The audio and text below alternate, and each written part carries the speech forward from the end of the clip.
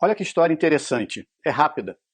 Um empresário americano estava fazendo um trabalho de 2 semanas em Israel. E um dia saiu para almoçar e foi até um restaurante que haviam indicado para ele. Quando ele chegou lá, havia uma fila de espera. E ao chegar para perguntar para a atendente se iria demorar muito, já que ele tinha que voltar para o escritório de trabalho, um senhor, que era o próximo da fila, vendo que o empresário precisava almoçar logo, ofereceu o seu lugar na fila e disse: "Eu sou aposentado, meu filho, não tenho pressa." Ele, meio constrangido, acabou aceitando e entrou para almoçar. Como estava com pressa, fez uma refeição rápida e, quando já estava pagando a conta, ele percebeu que aquele senhor que havia lhe cedido o lugar tinha acabado de entrar. Ele acenou em forma de agradecimento e foi embora. Quando ele chegou no escritório, havia entre as pessoas um movimento estranho, uma revolta, um pânico.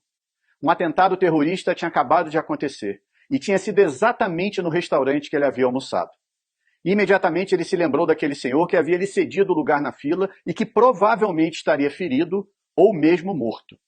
Ele entrou em choque com aquilo. O homem lhe cedeu o lugar e, se não tivesse feito isso, ele teria sido a vítima do atentado. Ele então passou a buscar informações de todas as formas para descobrir o número de mortos e de feridos. 3 dias depois, ele consegue descobrir que aquele senhor estava internado em um hospital de Israel.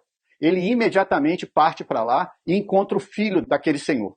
Ele conta para o filho o que aconteceu com ele, com aquela gentileza que ele recebeu, que acabou salvando a vida dele, mas que, infelizmente, trouxe aquela situação para o pai dele. O empresário, então, fala para o filho que, em forma de retribuição, gostaria de pagar todas as despesas médicas e de tratamento, que eles não ficassem preocupados, que ele teria condições de bancar o melhor que ele precisasse.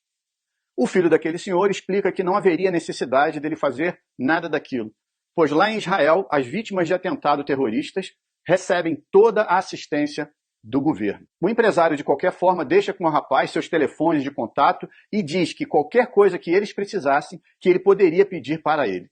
E até o dia da sua volta aos Estados Unidos ficou ligando para saber da recuperação daquele senhor. O empresário volta aos Estados Unidos e 6 meses depois desse ocorrido, ele recebe uma ligação do filho daquele senhor, dizendo que o pai dele, em função das sequelas do atentado, daquele atentado, precisava de uma cirurgia muito delicada e que somente nos Estados Unidos ele poderia fazer. E perguntou se o empresário poderia ajudá-los de alguma forma. O empresário imediatamente disse que sim. Pegou os dados deles e já pediu para sua secretária executiva providenciar tudo o que fosse necessário para a vinda dos dois para os Estados Unidos. Passagem, consultas, internação, hotel, tudo.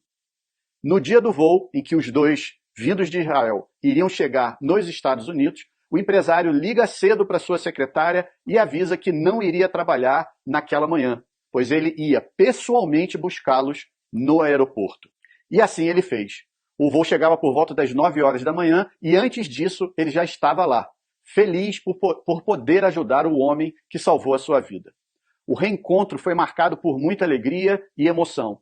E quando eles já estavam no carro se dirigindo para o hotel em que os dois iriam ficar hospedados, o empresário escuta no rádio do seu carro a notícia de que um avião havia acabado de atingir uma das torres gêmeas em Nova York.